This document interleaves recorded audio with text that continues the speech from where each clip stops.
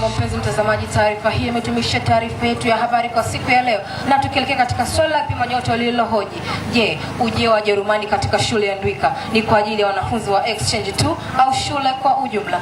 Na tukielekea katika mitandao yetu ya kijamii, yani Facebook, Instagram, Twitter pamoja na TikTok, tukianzia upande wa Facebook na kutana mwalimu Pesa Mbili anasema ujio wa Jerumani ni kwa wanafunzi wote, ndio maana ikatolewa fursa kwa kila mtu kujiunga, ila kuna vidudu watu wana vijiba vya roho, wanasahau kwamba we are the same but not similar. Na katika upande wa Instagram nakutana na mwalimu Justin anasema, kwani kuna haja nyinyi kujua au nishafika mbali?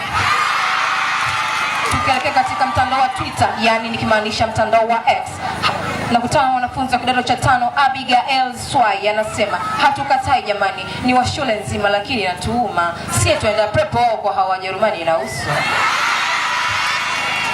Na tukimaliza katika mtandao wa TikTok nakutana na mwanafunzi wa kidato cha 6 Helen Chuga anasema, tatizo hawa Wajerumani weusi walisahau kama Wajerumani huisha na huondoka na pepo pia hukalika.